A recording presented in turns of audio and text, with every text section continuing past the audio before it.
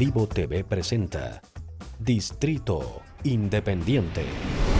Hola, buenas noches. Estamos iniciando un capítulo más de Distrito Independiente. Estamos muy contentos de estar hoy día con un tema que está en la actualidad, que está pasando hoy y que además nos incluye a todos los chilenos y tiene mucho que ver también con lo que va a pasar en el proceso constituyente. Así que nuestro invitado tiene mucho que contarnos y él se lo va a presentar. Hola, hola. Nosotros vamos a presentar y vamos a conversar hoy con Julián Alcayaga. Él es economista, abogado, filósofo y me pidió que por favor también dijera qué fue pirquinero. Ahí nos va a contar un poco más respecto a esa historia. Es bueno que ustedes conozcan a Julián, lo busquen, después lo googleen más allá de esta entrevista, porque él es experto en el tema de la minería aquí en Chile. Y también junto a otras personas, él tiene una organización que se dedica a defender el cobre. Entonces vamos a conocerlo en este periodo que estamos en el tema del royalty minero. Nos conviene lo que se está proponiendo. Aquí Julián Alcayaga nos va a ir aclarando todas esas dudas. Bienvenido, Julián, gracias por aceptar esta invitación. Y bueno, cuéntanos un poco de tu trayectoria, cómo llegaste a ser el defensor del cobre en Chile. Encantado de estar con ustedes y participar en un programa sobre el cobre, que es el elemento más importante, la riqueza más importante y de muy lejos que tiene Chile. ¿Cómo yo llegué a esto? Bueno, yo fui pirquinero en mi juventud, en el norte, en Copiapó y Tierra Amarilla, después de terminar el liceo en Illapel, y trabajé un año y medio y después partí a Moscú a estudiar economía en la Universidad Patricio Lumumba de Moscú. Y volví a Chile el año 72, cuento corto, el 74 fui detenido, estuve casi 3 años preso, y de ahí me cambiaron los 10 años de prisión por extrañamiento y llegué a Francia y volví el año 90. Yo era un enorme partidario de la concertación, militante socialista del año 1962, y no quería que se moviera nada en contra de la concertación. Pero cuando el año 93 yo, por casualidad, encontré que las empresas mineras, sobre todo la diputada de Las Condes, que ya llevaba más de 15 años en Chile, no pagaba impuestos, ahí comencé a investigar la situación de la minería y ya me convertí directamente en un enemigo de la minería extranjera, de la inversión extranjera en la minería, porque nunca fue necesaria la inversión extranjera en la minería, y le digo esto por la siguiente razón. Desde el año 74, digamos, hasta el año 89, el tiempo de la dictadura, Codelco aumentó la producción en 600.000 toneladas, lo que representaba alrededor del 40% del crecimiento mundial de la producción de cobre entre el 74 y el 89. Por lo tanto, Chile no necesitaba inversión extranjera para desarrollar la minería, porque ya el puro Estado chileno, a través de Codelco, había aumentado en 40% la producción mundial. ¿Y por qué entraron entonces las mineras extranjeras a Chile? Bueno, eso ya lo podemos ir conversando en la medida que el tema se vaya produciendo, que hoy día tenemos que el 70% de la producción, un poco más del 70% está en manos extranjeras, de mineras extranjeras, y menos del 30% en manos de Codelco. Siendo que el año 89, cuando terminó la dictadura, las mineras extranjeras producían poco más de 180.000 toneladas de cobre solamente, y eran solo 2 empresas, la diputada de Las Condes y Minera Mantos Blancos. Y Julián, la diputada todavía no comenzaba la producción, comenzó recién el año 90. Y ahora produce más de 4 millones.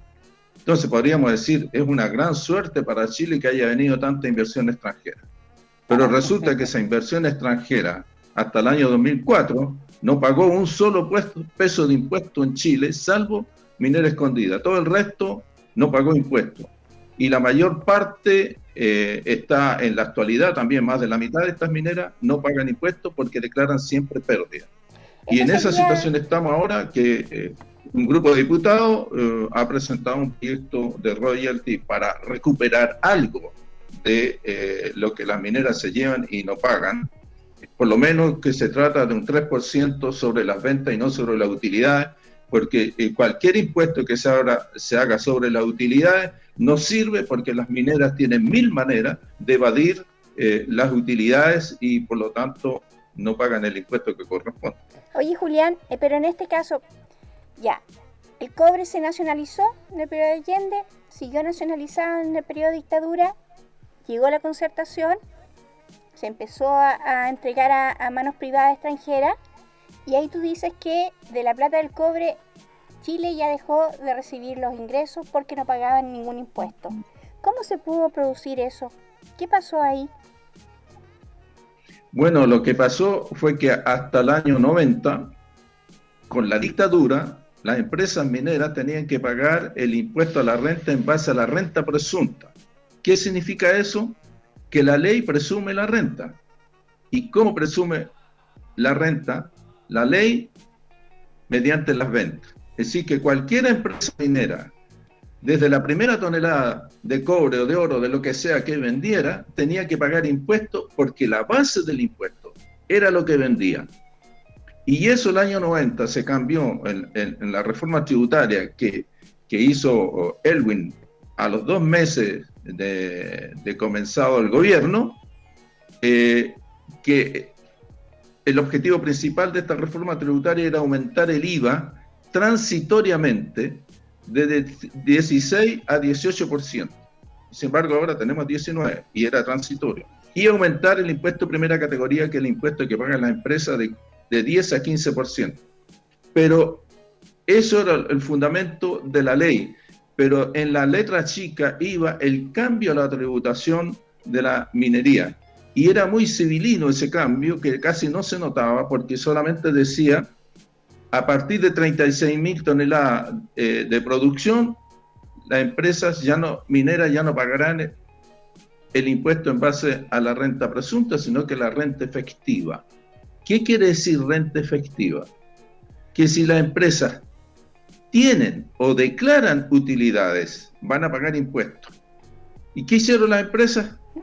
A partir de ese momento, nunca declararon utilidades y no pagaron impuestos hasta el año 2004, 2005, 2006, cuando el precio del cobre subió ya el 2006 a $3 la libra.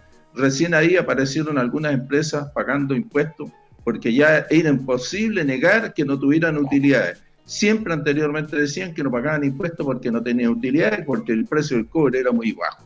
Pero el precio del cobre era muy bajo precisamente porque llegaron las empresas extranjeras e hicieron una sobreproducción colosal, que el precio del cobre bajó desde el año 89 al 99 de $1.50 a 70 centavos. Y los ingresos que recibía el Estado chileno del cobre, es decir, de Codelco, prácticamente, el 25% del presupuesto nacional lo aportaba Codelco. 10 años después, con la llegada de las mineras extranjeras, Codelco aportaba apenas 1,2% del presupuesto nacional, porque el precio del cobre había destruido los ingresos de Codelco, además de que las empresas mineras no pagaran absolutamente nada por el cobre que se llevaban. Además destruyeron el precio del cobre y destruyeron entonces los ingresos que recibía el Estado desde Codelco. Claro, muy esa fue la situación que cambió a partir del año 90, es decir, cambiar la tributación de renta efectiva de renta presunta a renta efectiva. Sí, yo quería hacer un punto porque la gente entiende poco en general sobre el tema de los impuestos, sobre el tema cuando tienen que dar la boleta, cobrar. Entonces, explicarles un poco mejor o en cortito cuál es la diferencia entre un royalty y un impuesto y por qué las empresas pueden no pagar el impuesto en el fondo. Bueno, el royalty en principio es un pago de lo que se llevan el mineral. Explico una forma más simple. Un panadero para hacer pan tiene que comprar la harina ¿no es cierto? Y tiene que pagar por la harina. Bueno, las empresas mineras venden el concentrado y venden el cobre refinado, pero la materia prima que utilizan, que es el mineral, que es nuestro, de todos los chilenos, por eso no pagan absolutamente nada. O sea, se llevan la harina gratis. Entonces el royalty lo que quiere decir, el royalty significa, en regalía en español realmente, significa lo que se le da al rey, porque eso era lo que existía en la colonia, en que todas las minas pertenecían al rey, pero para poder explotarla se le tenía que pagar al rey el quinto de la producción. Por eso se llama regalía. Y bueno, royalty en inglés. Claro, viene ahí. Entonces el royalty no es un impuesto a la actividad económica, sino que es un reemplazo del mineral que se están llevando. Pero en Chile no existe royalty. Y somos prácticamente el único país de América del Sur que no existe royalty.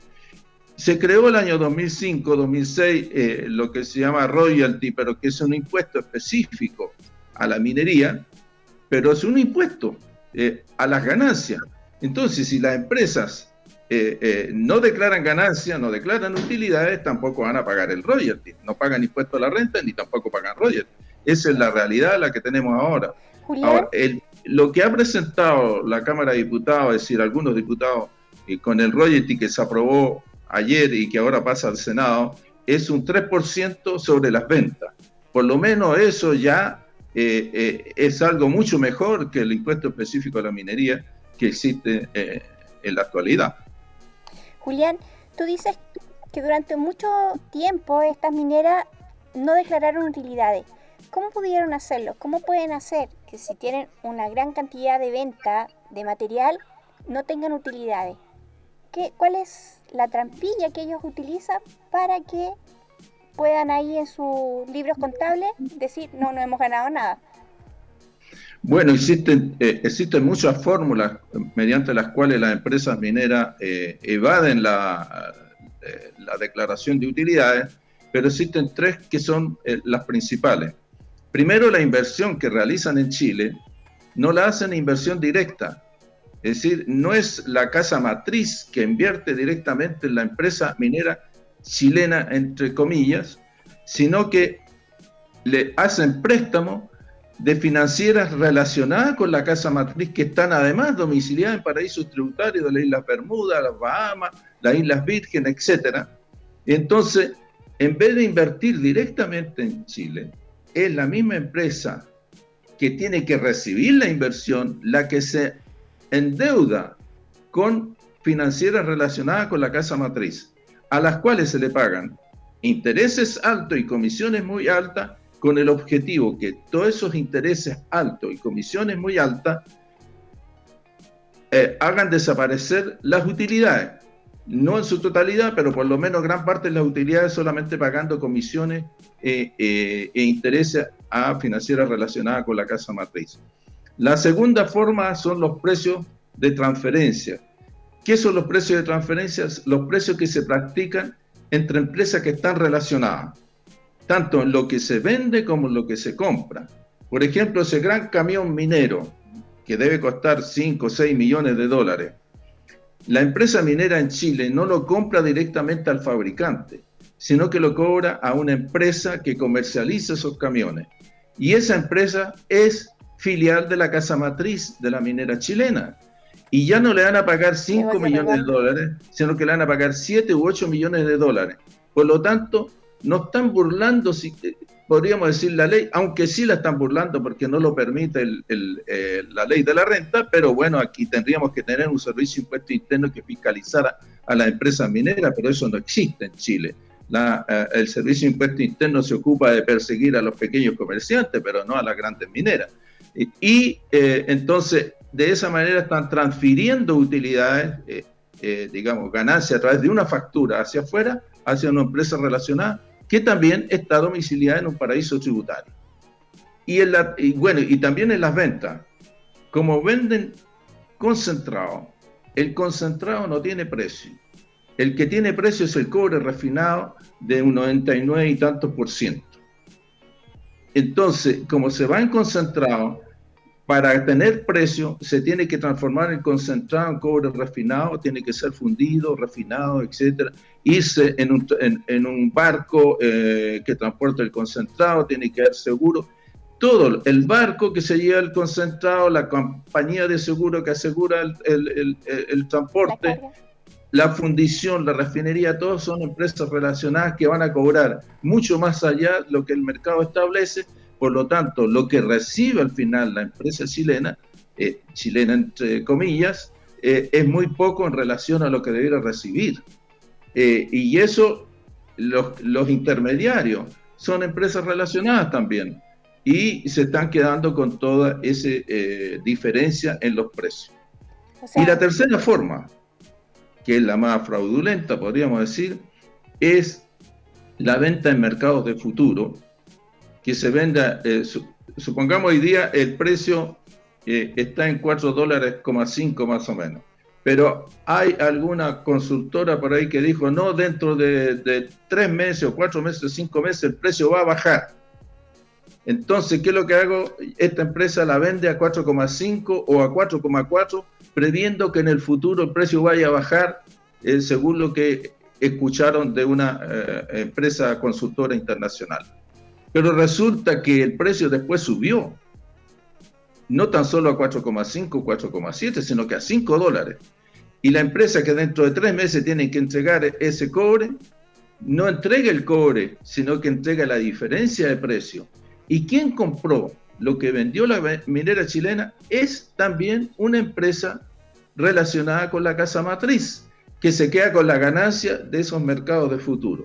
Son tan fraudulentos estos mercados de futuro que el Fondo Monetario Internacional, desde fines de los años 70, le está solicitando a los gobiernos de los países subdesarrollados que declaren, que legislen para que las pérdidas en mercados de futuro sean declaradas como gastos no necesarios para producir la renta. Eso lo saben los gobiernos chilenos, pero nunca han querido cambiar las leyes, la ley para prohibir eso. También podrían cambiar las leyes para evitar los precios de transferencia y el excesivo endeudamiento con empresas relacionadas, pero no lo han querido hacer hasta la fecha. Entonces, y se les ha propuesto hace 10, 15, 20 años atrás, con el senador Lavandero se los proponíamos, conversamos con dirigentes de gobierno y con el Servicio de Impuesto Interno sobre todas estas evasiones que tienen las mineras para que cambiaran eso, pero nunca han querido hacer nada. Aquí los que mandan son las empresas mineras. y en este caso que se produce todo este saqueo, porque en realidad es eso, es un saqueo completo, es como toda una industria instalada para saquear el cobre de Chile, con estas empresas asociadas, con todos estos mecanismos que tú nombrabas para encarecer de alguna manera su forma de producir y de esa manera decir que no tienen utilidades. ¿Por qué crees tú que ha sido permitida por los gobiernos de la Concertación y también de la derecha? ¿Hay algún vínculo ahí? Bueno, yo no lo puedo probar, pero yo estoy seguro que existe corrupción. Se ha comprobado corrupción de SQM a algunos políticos de la Concertación y de la derecha, porque eso ha salido últimamente han sido condenados incluso algunos dirigentes de SQM, y también de esta otra empresa financiera, que olvido el nombre, pero nunca se ha sabido de cómo las empresas extranjeras mineras financian a los políticos chilenos. Lo deben hacer afuera en paraísos tributarios también, en cuentas secretas en las Islas Bahamas, en la Isla Virgen, etcétera. Ahí deben tener cuenta los dirigentes políticos que han permitido este saqueo, este robo a nuestro país. Y son miles de millones de dólares, cientos de miles de millones de dólares. No estamos hablando de 3, 4, 5 millones de dólares, son cientos de miles de millones de dólares. Las empresas mineras extranjeras se han llevado desde el año 90 hasta la fecha 100 millones de toneladas de cobre, más el oro, la plata, el cobre, el molibdeno, etc. Entonces son alrededor de $1 billón que se han llevado. Entonces, no, es muy grande, es decir, con el 0,1% de esa cantidad pueden sobornar a muchos políticos que han estado en el gobierno, porque hay que estar en el gobierno para hacer las políticas, la legislación que permita que estas empresas sigan llevándose nuestro cobre sin pagar los impuestos que corresponden y sin pagar royalty, porque hasta la fecha no pagan royalty. Claro. Pero ahí en ese punto me gustaría aclarar un poco, no todas las personas entienden bien el tema del concentrado. Yo creo que nosotros seguimos pensando que Chile exporta las barras de cobre que veíamos en la foto en blanco y negro del año 70, 80, no sé, al principio de este proceso.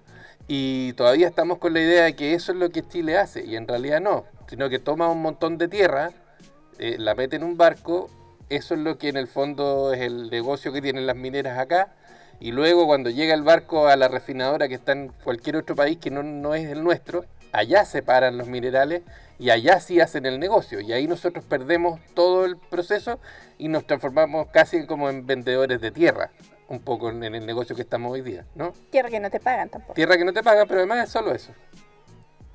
Sí, pero esa es precisamente la razón de que las empresas, en vez de fundir y refinar el cobre en Chile, lo exportan como concentrado, porque no tan solo les permite evadir una serie de cosas, sino que no declaran, por ejemplo, el molibdeno, no declaran lo que dan el concentrado, el oro sí lo declaran, y la plata, pero todos los otros minerales que hay ahí, el renio, el cobalto, etcétera, no lo declaran siquiera, menos lo van a pagar si no lo declaran. Claro. Ahora uno podría decir, bueno, ¿y la aduana? ¿Por qué no fiscaliza eso?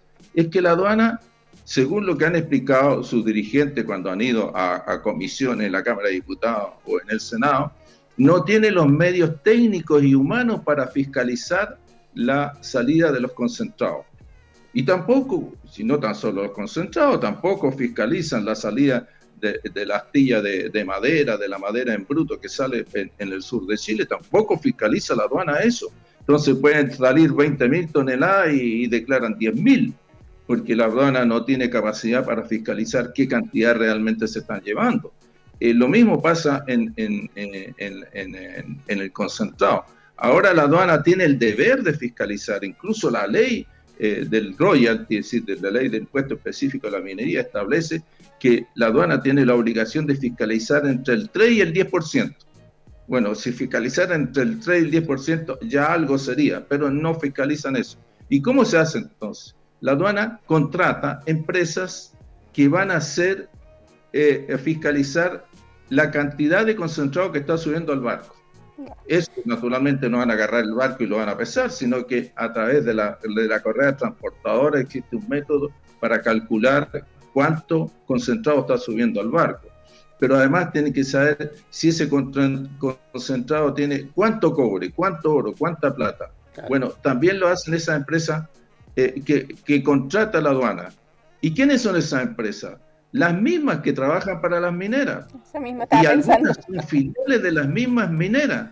Entonces, imagínense ustedes qué fiscalización puede haber cuando aduana no realiza el trabajo que tiene que realizar por ley. Porque para eso está la aduana, para fiscalizar la entrada y salida de las mercaderías de Chile.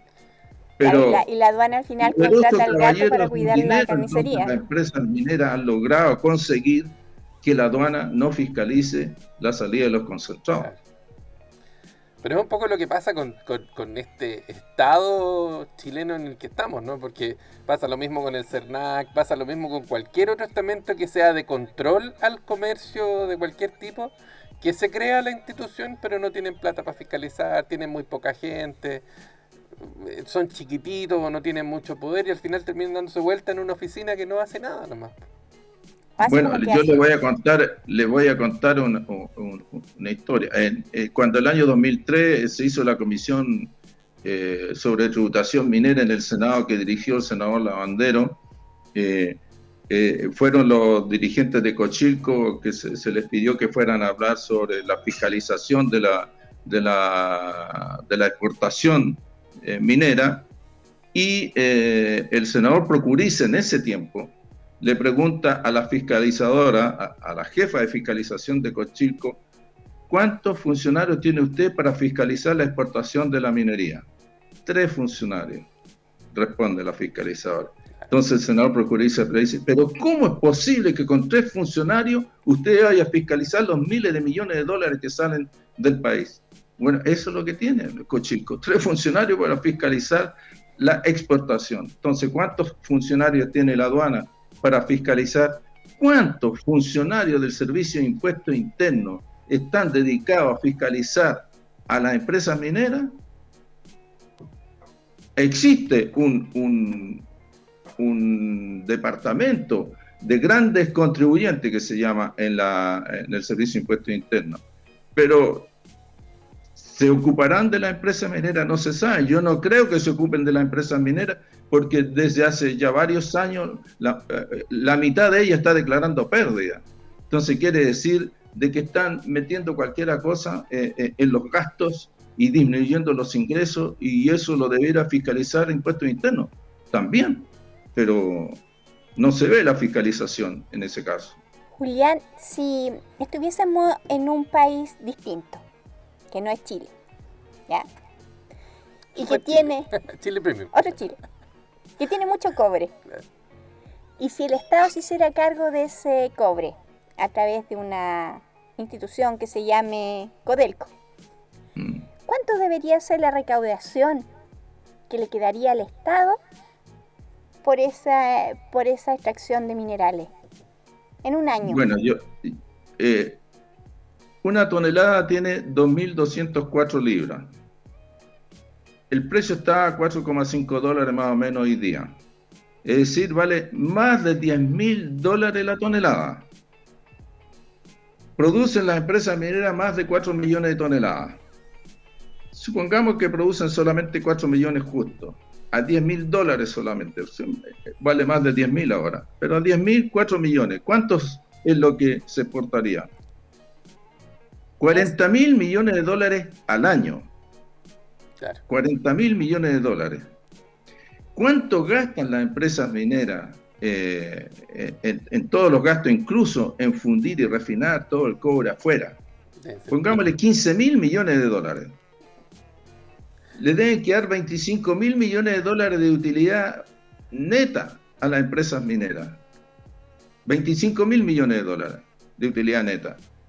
Si pagaran el 35% de impuestos, que es el impuesto establecido para la empresa extranjera, digamos, todos los que son dueños de bienes en Chile, sería ya 35 de 25, 8 millones y tanto de dólares. 8.000. Y ahora están pagando 2 millones, 2.000 millones. Entonces, de 8.000, 9.000, 10.000 millones, en esas condiciones de cómo está funcionando, digamos, la fiscalización. Pero si nosotros establecimos un royalty, supongamos de 10%, como lo tiene Codelco todavía y lo ha tenido desde el año 76 en adelante, que el 10% de las ventas lo tenía que pagar a las Fuerzas Armadas. Si nosotros establecimos un 10% de las ventas a todas las empresas mineras, ya tendríamos ahí solamente en eso 4.000 millones de dólares. Nada más por ese 10% de las ventas.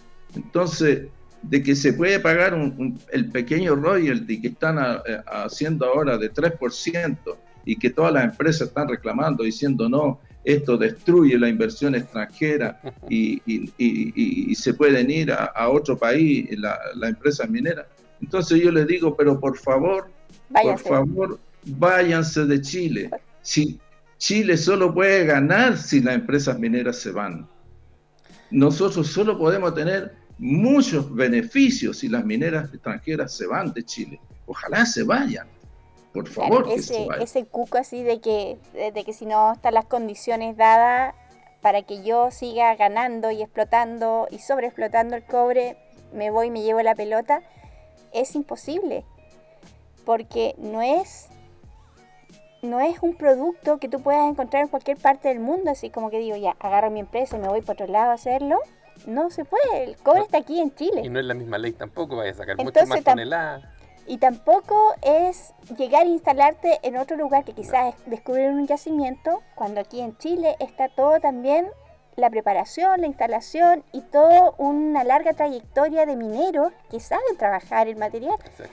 Entonces, esta gran amenaza que están haciendo, así como que si no se hacen las cosas como yo digo, me voy, es puro bluff, jamás van a querer soltarlo.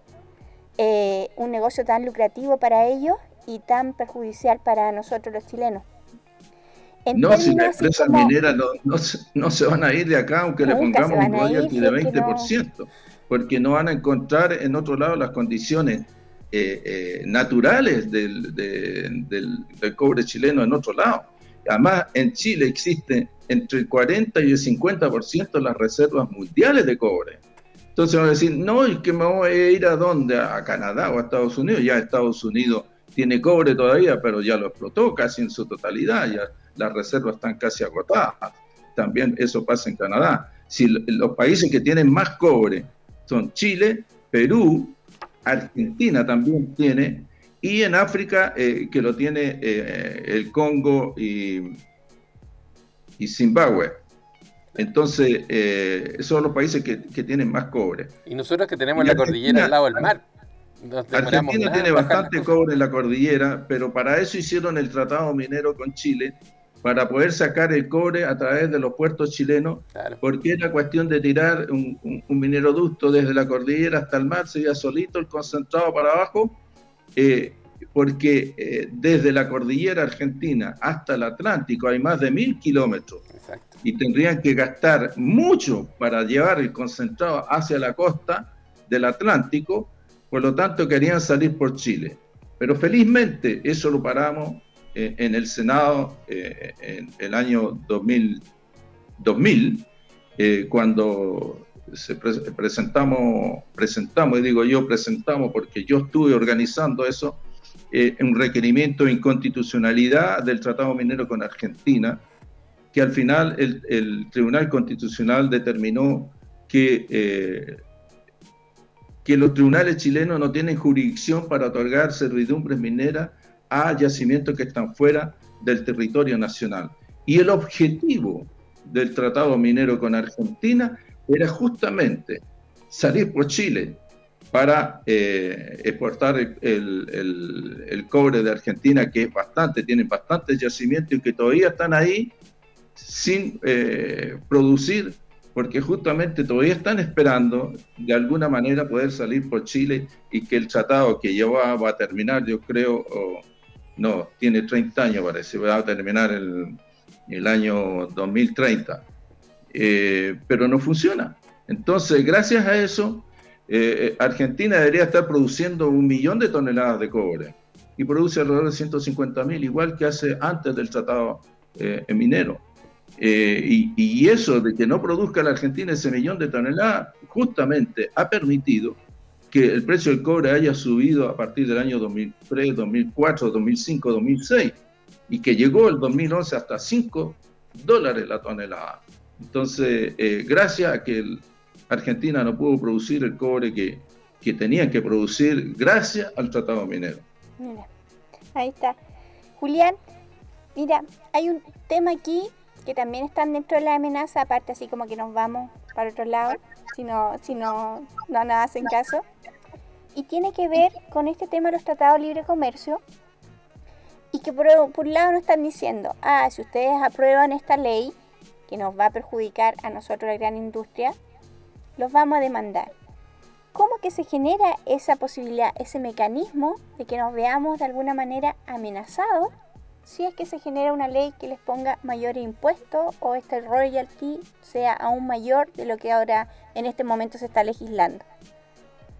No, por aumentar el royalty o aumentar los impuestos, cambiar la forma de los impuestos nuevamente, por ejemplo, de renta efectiva, renta presunta, lo que se puede hacer, porque no existe invariabilidad tributaria sobre el impuesto a la renta de las mineras, entonces se puede volver a la renta presunta, que sigue existiendo en la ley chilena, artículo 34 de la L824, pero que existe nada más que para la pequeña minería. La pequeña minería paga el impuesto en base a lo que vende, y no pueden escapar al impuesto, porque desde el momento que venden ya tienen la base del impuesto. Eso se puede cambiar. Y eso no lo impide el TLC con Estados Unidos y Canadá, que son los TLC más,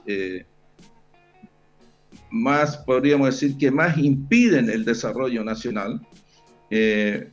Tampoco impiden que nacionalicemos la gran minería. Lo que sí impide el TLC con Estados Unidos es que nosotros le pongamos un impuesto a las exportaciones. Entonces nosotros podríamos poner, por ejemplo, un impuesto a la exportación de concentrado, o un impuesto a la astilla de madera o a la madera en bruto, y que fuera bajando si exportamos paneles de madera, bueno, el impuesto es mucho más bajo, o celulosa también, el impuesto más bajo. Si exportamos cobre refinado, no tiene impuesto, pero si es concentrado, sí. Pero eso no se puede poner porque está prohibido por el TLC con Estados Unidos, porque no lo podemos poner condición a la manera como los inversionistas extranjeros ejercen su inversión en Chile. O sea, Tampoco de alguna manera ese tratado obligar, nos impide industrializar el no se material puede, de cobre aquí en justamente. Chile. No, tampoco podemos obligar a las empresas mineras a fundir y refinar el cobre en Chile, precisamente porque el TLC con Estados Unidos y Canadá nos impide ponerles condiciones a la inversión extranjera en el país. Y si la única manera que nosotros tenemos hoy, la más fundamental para poder desarrollar industrialmente el país, tanto con el cobre como el litio, que son las oportunidades que se nos ofrecen para industrializar el país, es nacionalizando la gran minería y la gran minería del cobre y del litio. ¿Se puede hacer eso? Sí se puede hacer, porque con la reforma constitucional que hizo Allende para nacionalizar la gran minería quedó vigente en la Constitución del 80, en la disposición tercera transitoria. Entonces, hoy, la reforma constitucional de Allende está vigente en esta Constitución, y un presidente de la República, por puro decreto, puede nacionalizar empresas de la gran minería. ¿Por qué no lo hace el presidente de la República que hemos tenido? Naturalmente, cae de cajón. ¿Por qué no lo hacen? Porque son partidarios de la inversión extranjera. Pero también lo puede hacer la Convención Constitucional que viene. Si elegimos los candidatos necesarios para tener una fuerza suficiente, la Convención Constitucional tiene la facultad de nacionalizar la gran minería del cobre y del litio. Claro, las empresas que están sacando cobre sean nacionales y no extranjeras, y que se refine y se produzcan los distintos metales acá. Esos serían los caminos que habría que tratar de perseguir al final. Pero eso va en contra del Tratado digamos de que Comercio es el con camino más Estados efectivo, Unidos y Canadá. pero el más difícil. Pero claro, existe un camino que es mucho más fácil, que es volver a la renta presunta, que existe en la actualidad. Y esa renta presunta va subiendo en función del precio del cobre. Ni siquiera tenemos que cambiar eso, porque ya existe. En función del precio del cobre, la base de la tributación va subiendo.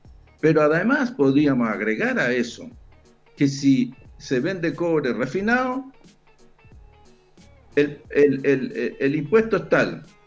Si el cobre es concentrado, es el doble. Entonces sería una manera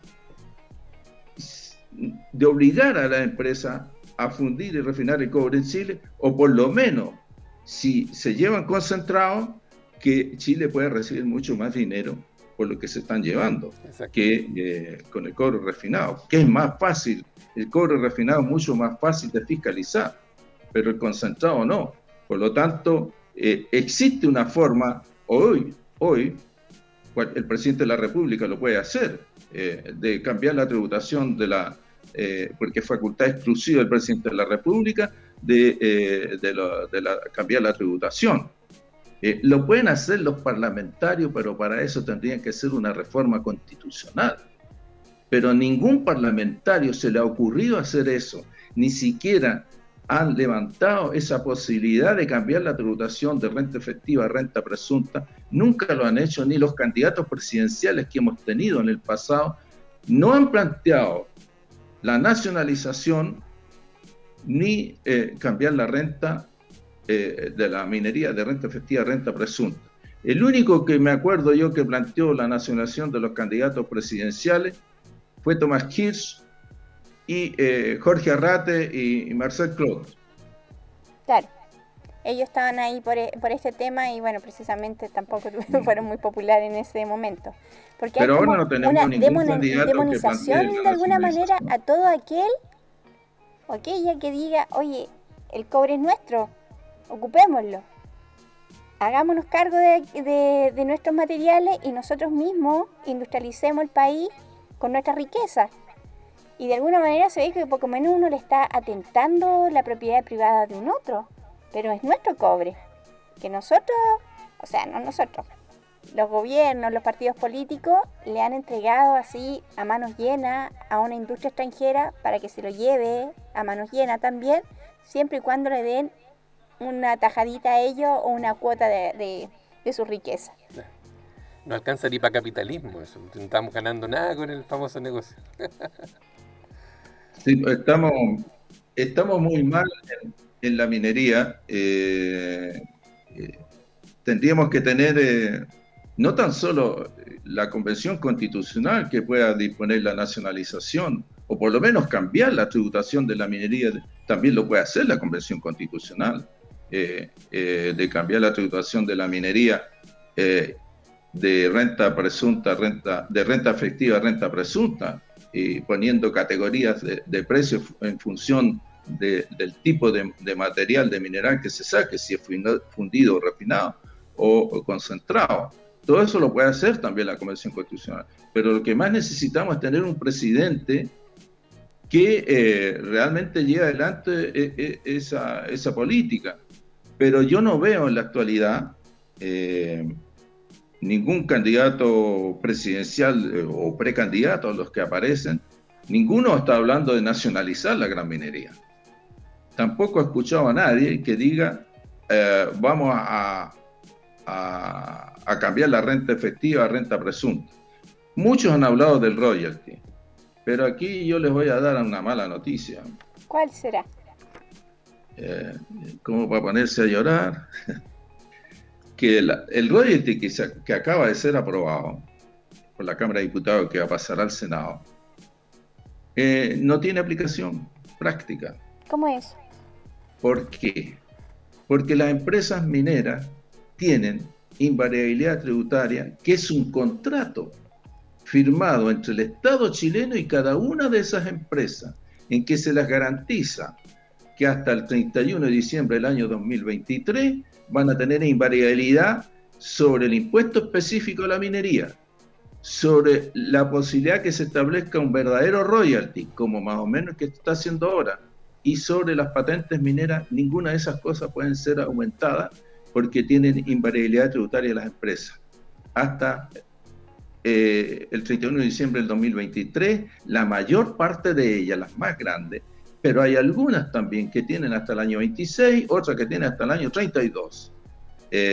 Entonces, aprobar un royalty hoy no tiene sentido porque no se puede aplicar. Y es por eso incluso, y pienso que es por eso que presentan proyectos y aparecemos a la luz pública como los grandes defensores del cobre y del país, porque estamos pensando que toda esa plata va a ir para financiar los problemas de la pandemia, y realmente no va a ser así, porque no se les puede aplicar ese royalty a la empresa minera, porque tienen invariabilidad sobre impuestos específicos, sobre un verdadero royalty y sobre las patentes mineras. Pero no tienen invariabilidad tributaria sobre el impuesto a la renta. Por lo tanto, el impuesto a la renta de renta efectiva se puede cambiar a renta presunta. ¿Por qué no hicieron eso los diputados en vez de plantear un royalty? Porque es fácil plantear una cosa que no se puede hacer. Claro, quedan bien. Quedamos muy lindos delante del público diciendo estamos haciendo un proyecto que favorece a todo el pueblo chileno. En realidad no lo vamos a poder aplicar. Claro, va a favorecer después del 2023, si es que se aplica. Si es que se hace realmente. Si es que el precio da y etcétera. Sí, no, pero además tiene otro problema. Tiene un problema constitucional. Porque porque la Constitución, en el artículo 19, número 24, inciso séptimo, dice que los derechos y obligaciones de los concesionarios mineros se tienen que establecer por ley orgánica constitucional. Y por eso que Lagos, el año 2004, cuando envió el primer proyecto de royalty, lo hizo modificando la Ley Orgánica Constitucional de Concesiones Mineras 18.097. Pero para eso necesitaba tener el 4/7 de diputados y senadores en ejercicio. En ese momento, los diputados de Renovación Nacional habían dado su acuerdo para aprobar ese proyecto de royalty porque era de 3% sobre las ventas. Un royalty de 3% sobre la venta, no era nada extraordinario. Pero al final los diputados que habían dado su acuerdo de renovación se dieron vuelta y votaron en contra y la ley no se pudo aprobar. Y por eso, pasando un año de ese proyecto que fue rechazado, Lagos presentó el proyecto de impuesto específico a la minería y como ese es un impuesto, un tributo, no tiene quórum específico, sino que la mayoría que en ese momento vote y se aprueba la ley. Pero hoy lo que están haciendo es un royalty.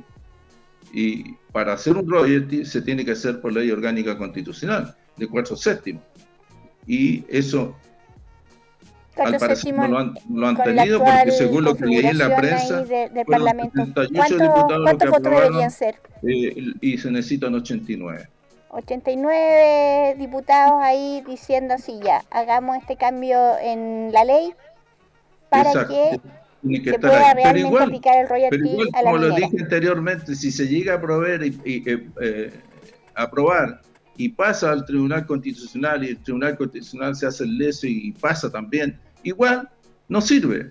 Claro, está la otra ley Porque que prevalece. está la invariabilidad tributaria porque son contratos. Una ley no puede cambiar los contratos, que son contratos bilaterales entre el Estado y una empresa. Y si lo hacemos, entonces nos llevan a tribunales internacionales donde no tenemos ninguna posibilidad de ganarle a las empresas transnacionales. Es como un TPP del cobre esta cuestión. Una cosa como que deja cerradas las posibilidades de los países. No, si soluciones hay, pero la solución, yo le estoy diciendo, Claro. una es cambiar la renta efectiva a renta presunta y que el impuesto se pague en base a lo que se vende. Y lo otro es nacionalizar. Y para nacionalizar necesitamos tener un presidente que tenga el coraje y la inteligencia de Salvador Allende, y eso no lo hemos tenido, y no lo veo que aparezca, o que la Convención Constitucional decida nacionalizar la gran minería del cobre y del litio. Claro, en eso pensaba yo, como que la tarea de la convención, que es lo que hablábamos hoy día en la radio también, era en el fondo conservar el cobre chileno, y que siga siendo chileno, y dar un pasito más en el fondo, porque en el fondo hacer esto de la renta, pero también yo pensaba ahora la capacidad del presidente para decidir solo las cosas, también tal vez habría que revisarla en la convención. Sí, el tema del presidencialismo es un tema que se tiene que tratar en la convención porque no es posible que todas las decisiones de un país, si existe un parlamento, después venga un presidente y te las bypassee. O se tome atribuciones que el pueblo soberano no le ha dado. Que van en contra incluso de sus intereses. Bueno, yo les quiero decir que yo estoy a favor de que el presidente de la República tenga la facultad exclusiva de cambiar los impuestos, porque antes los diputados, para hacer demagogia, inventaron un impuesto de cualquier cosa. Por ejemplo, inventemos un impuesto a los corchos ahí en el Maule para que el vino sea más caro y con eso financiemos, qué sé yo, el salario mínimo. Y salían los diputados armando impuestos por cualquier cosa. Entonces, tampoco eso crea demagogia de los parlamentarios. Y los parlamentarios de antes del 71, eran mucho más serios que los que tenemos ahora. Era gente que tenía principios, incluso los de la derecha. Pero ahora no, pues ahora la gente va ahí porque quieren ganar algún buen billete y tener puestos, tener clientela. Entonces, entregarle a los diputados esa facultad no me parece conveniente. Ya ven ustedes el proyecto de royalty. ¿Por qué presentar un proyecto de royalty sabiendo que eso no se puede aplicar? Para hacer propaganda, proselitismo, qué sé yo, Y farándula para darse ahí política. un puntito en Claro. este alicaído ambiente en que nadie los quiere. Yo les voy a contar un poco, y para que lo sigan buscando en internet, a Julián Alcayaga, lean su escrito, infórmense, y él ha escrito varios libros, los voy a nombrar, ¿ya? Entonces tiene el libro negro del metal rojo, la concertada expoliación del cobre chileno. Tiene otro libro que se llama El exilio del cóndor, que es el tratado minero que tú hablabas con Argentina. El manual del defensor del cobre. Si usted quiere defender el cobre, léase el manual. Y el otro libro que tiene es El país virtual, el lado oscuro del tratado minero chileno-argentino. Ahí tú das mucha información y luces de qué es lo que ha pasado con nuestro sueldo de Chile, que es el cobre, y cómo se ha ido poco a poco entregando a las empresas transnacionales, y en los medios de comunicación este tema no se toca. Sí. Cuando tú ves la televisión, está el tema del agua, el tema de los bosques, en fin, el del mar un poco, pero el cobre, silencio absoluto. Entonces por eso es bueno que la gente se informe por otros vías y mecanismos, y leer los libros de Julián es lo que más profundidad le puede dar a esta temática. Bueno, les quiero decir que esos libros yo se los puedo enviar a ustedes en PDF para que todas las personas que les interese leer lo puedan adquirir, porque estos libros no se venden en las librerías porque las librerías no lo quieren vender. Yo se los he ofrecido gentilmente, así me lo devuelven si no lo venden, pero no lo aceptan de ninguna manera. Se los dejo en consignación, no. Las grandes cadenas de librería, la Feria del Libro, Manantial, etcétera. Todos dicen que no. La única librería que aceptan venderle estos libros es la librería de Le Monde Diplomatique y la librería que tiene el Partido Comunista ahí en Vicuña Maquena.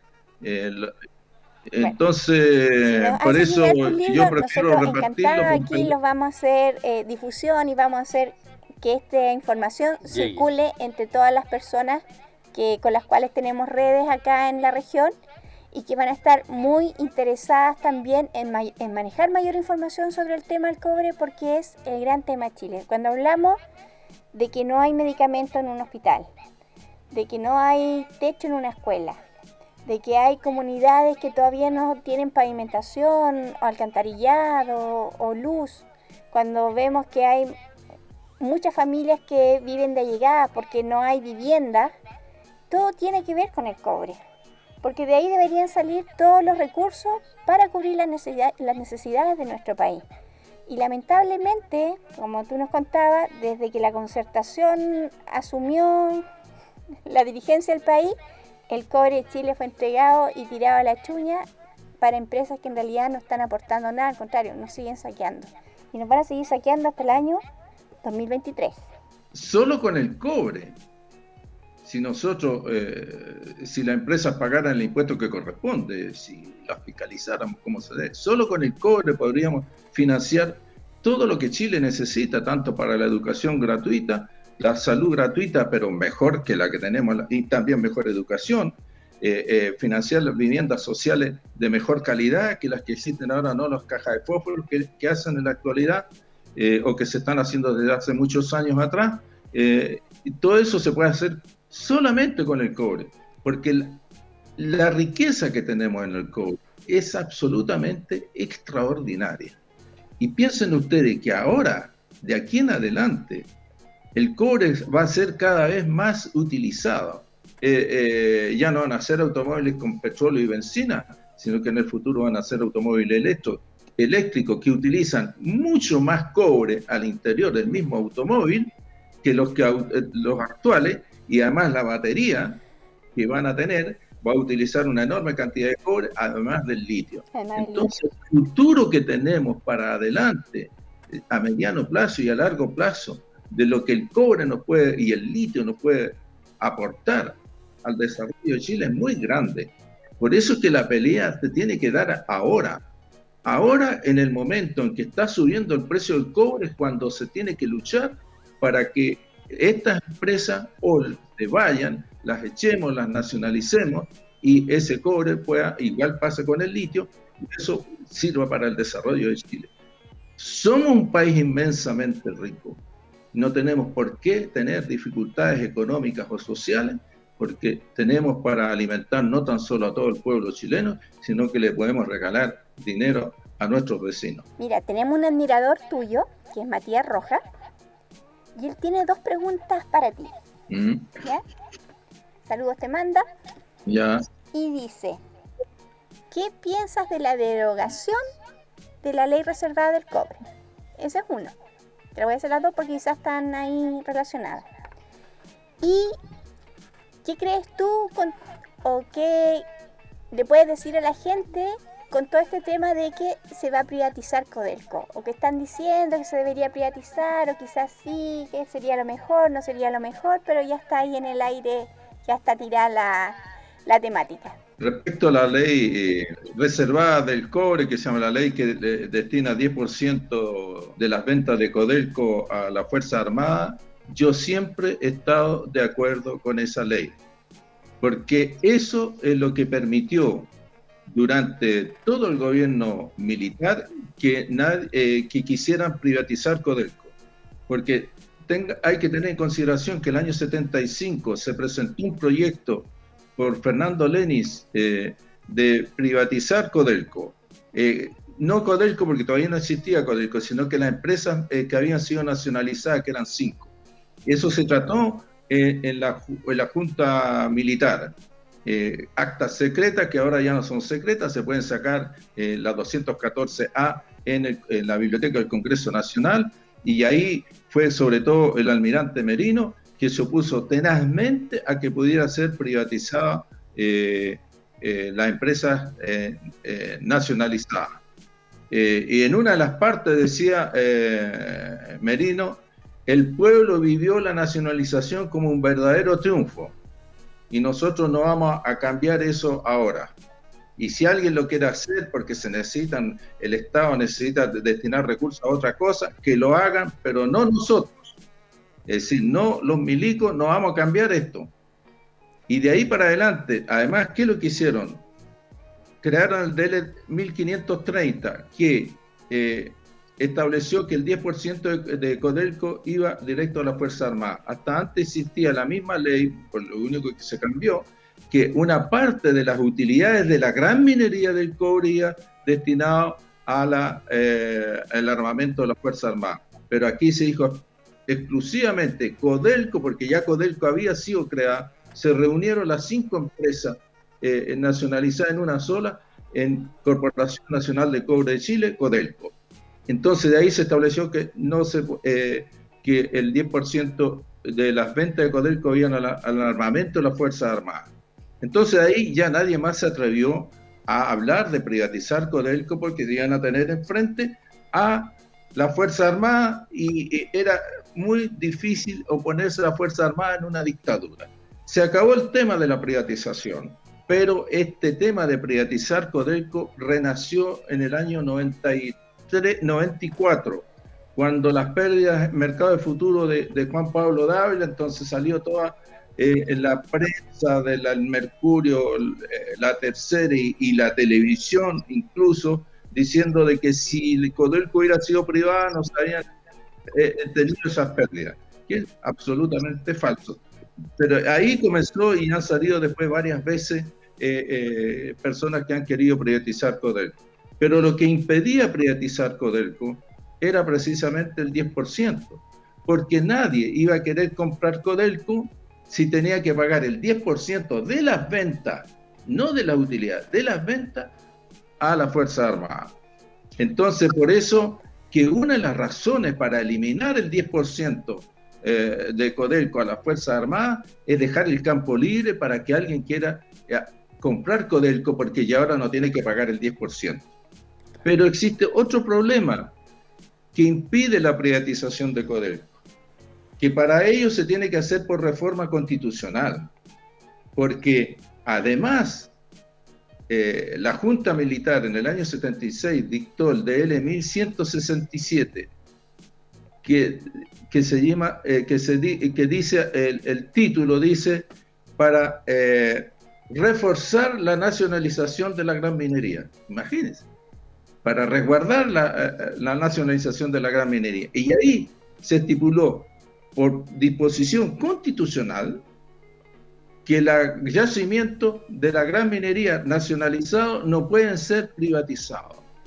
Entonces ahora, para poder privatizar un yacimiento de Codelco, se tiene que hacer por reforma constitucional, lo que requiere los 2/3. Entonces es muy difícil encontrar los 2/3 porque de todas maneras, por muy neoliberales que sean los socialistas actuales y los radicales, el ministro de Minería, Cantuaria, era radical cuando se hizo la nacionalización. Entonces los radicales también están comprometidos con la nacionalización. Votos para privatizar Codelco en el Congreso Nacional no van a haber. El problema es que a Codelco lo están destruyendo desde adentro, porque hoy día quienes administran Codelco son las transnacionales mineras. ¿Y por qué? Porque el año 2009, doña Michelle Bachelet hizo una ley que cambió la ley orgánica de Codelco, porque antes el presidente ejecutivo lo nombraba el presidente de la República y los directores de la empresa lo nombraba también el presidente de la República. De ahí para adelante, los directores del directorio de Codelco los eligen a través de la alta dirección pública y 3 los elige el presidente. Y para postular a ese directorio uno tiene que tener experiencia, haber trabajado en empresas mineras. Entonces solo podían postular los que ya habían trabajado en las grandes mineras extranjeras. Y por eso, a partir del 2010, el presidente ejecutivo de Codelco fue Diego Hernández, que actualmente es el presidente de Sonami, después fue Tomás Keller, toda gente que llegó de la gran minería, y desde el 2010 para adelante, Codelco ha tenido los peores resultados de su historia. Los peores resultados de su historia vienen desde el 2010, cuando las transnacionales se apoderaron de la administración de Codelco. Pero eso lo podemos cambiar. Es cuestión de derogar la ley. Eso lo podrían hacer los diputados. Eso no es iniciativa del presidente de la República. Los diputados pueden presentar una modificación para derogar esa ley que permite que las transnacionales mineras dirijan Codelco. Pero todo es cuestión de tener es esta constante la falta facultad, de voluntad política de querer hacer hacerlo. que las cosas ocurran. Que las voluntades están comprometidas también. Julián, Claro. se nos acabó el tiempo. Encantada de tenerte acá en el programa Distrito Independiente por Vivo TV. Esperamos que mucha gente se esté informando. Ay, mira ahí la foto de cuando era pirquinero. Fantástico. El joven ahí soy yo, y el que está al lado es mi padre. Los dos fuimos pirquineros. Así que yo vengo de esa tradición. Ay, con el cobre en el corazón. Un gusto, Julián, de que hayas aceptado la entrevista. Esperamos tenerte nuevamente y que nos sigas iluminando ahí con tu experiencia y tu conocimiento sobre cómo recuperar nuestras riquezas naturales y cómo de alguna manera hacer este país un lugar mejor y más agradable para vivir. Que sea un lugar donde tengamos todos los recursos para vivir bien. Gracias, Julián. Pues un excelente programa. Yo creo que vamos a tener que ampliar un poco estas temáticas más adelante. Así es. Un gusto. Hasta luego. Nos vemos. Esto fue Distrito Independiente. Nos vemos pronto.